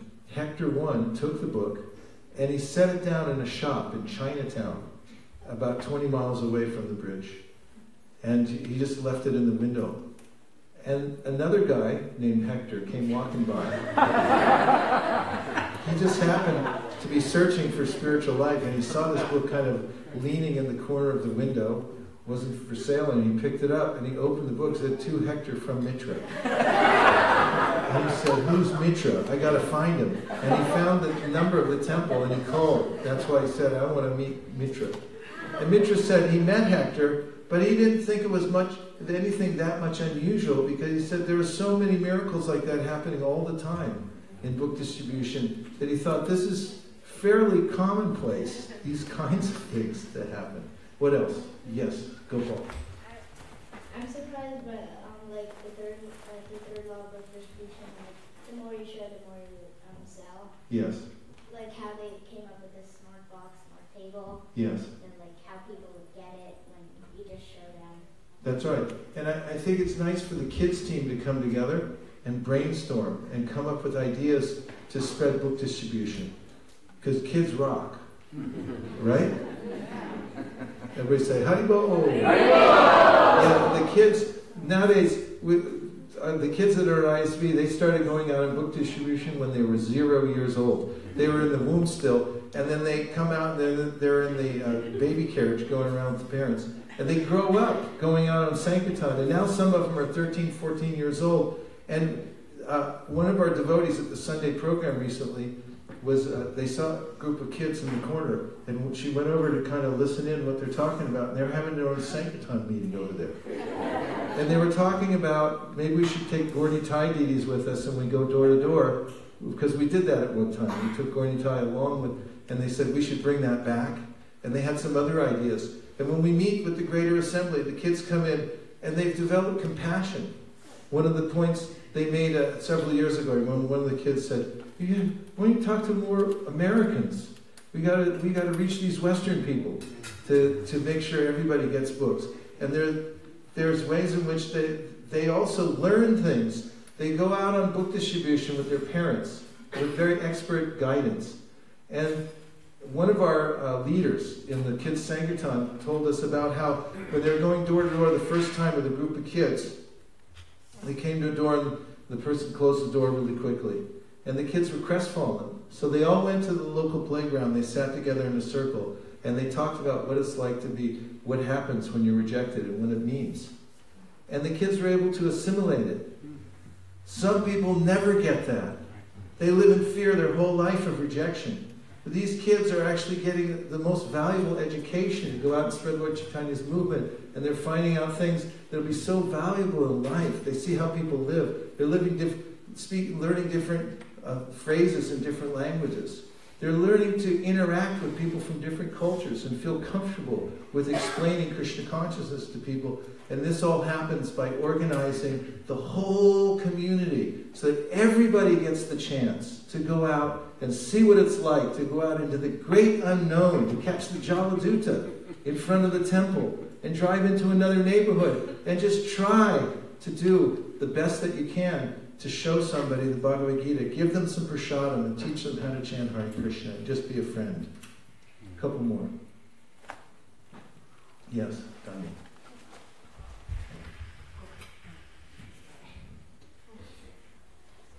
I really appreciated the point that you made about the statistics associated with other religious groups and how efficiently they distribute literature.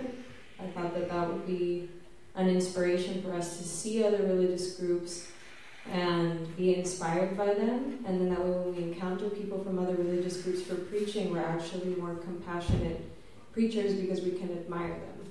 Yes, very much so. We take great inspiration from the way they've organized and the way they've also blazed the trail so that others have opportunity. We had a heartfelt experience when we met those Jehovah's Witnesses the other day because I was appreciating how much they've done for the rest of us who are trying to spread God consciousness around the world by doing these big legal cases, right, Cheshna? They opened up so many different spots. Even just recently, they won another case that they just fought. So, thank you for the point. Two more? Yes. Hare Krishna. The point about always carrying a book with you. I remember my first trip to India. I was flying on Royal Jordanian Airline, and I brought a Bhagavad Gita to read on the plane. And then there was a layover in Jordan, and it was about maybe an hour. And I just went into the lobby area, and I couldn't really go anywhere else. But there were some security guards. And when they saw me with the book, they started asking, and they ended up buying it. And so I went to India and dropped one Bhagavad Gita in Jordan. So it was really nice. Oh, yes, Krishna knows where. Yes.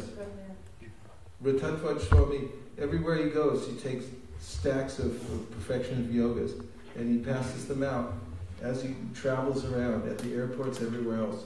He was saying how he came to the gate, he gave them to the ticket ladies at the gate counter, and he sat down, and one of them came over a couple minutes later and said, here's an upgrade, go ahead. This reciprocation with people wherever you go, it makes life interesting and exciting, and you can give out prasadam also. Take prasadam with you, and wherever you go, give people prasadam, give them books. And it makes the whole world a Sankirtan venue. It's a holistic process. It's not just going out, but it's also going in. And it's looking for ways in which to organize your life so that you can show compassion to other living entities. And for the last comment, we have Adikarta Prabhu, who we saw out on the campus today, meeting people and distributing books. I wasn't putting down the Jehovah's Witness, just to say. Just saying, they're out there. But I know you feel bad about the way I responded to that. I mean, 'cause I wasn't and you get handled it too. But anyway,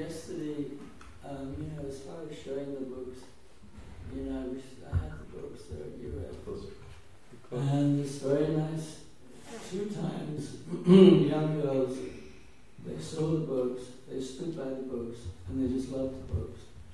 2 Indian girls, they were sweet Indian girls, and they both bought the Gita, gave me $10 each. And the other girl was from Haiti, and Haitians are really sweet people. If you've ever done book distribution, Haitians are some of the nicest people. And this girl, she was only 18, she had never knew anything about Hare Krishna. She saw the book, she really loved it, and she got the book, she gave me $11, and she asked me a lot of questions. I gave her a cookie, and she was in ecstasy. And she came back today. And she came up and spoke to me again, just by seeing the book. And this is one of the GNABs, the Good News Action Broadcasts.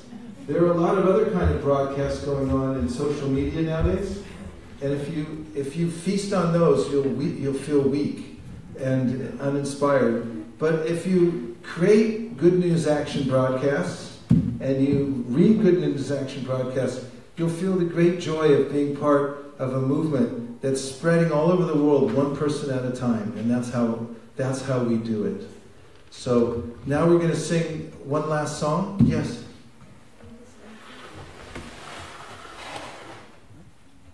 Before we finish for the night?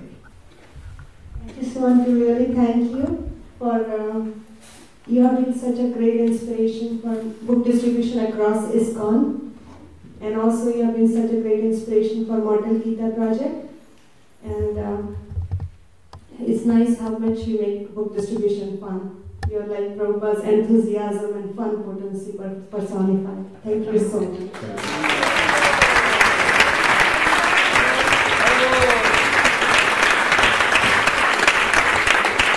Now, before we go off to rest and come back for the seminar tomorrow, and then the great experiment of going out together into the great unknown to see what might happen, just going out just to do the right thing and with no expectations of results.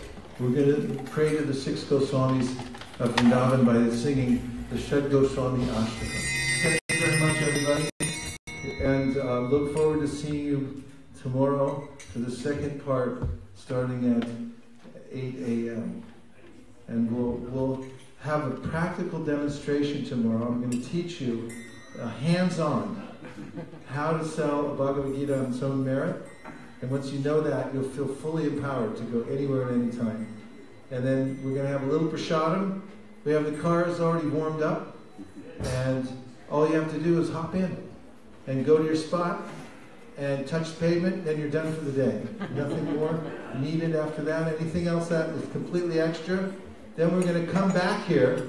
We're going to have prasadam together. And then we're going to meet in the temple room, form a circle. And we're going to pass the microphone around and ask what it was like to walk out the door into the great unknown. Catch your own Jaladuta and see what happens.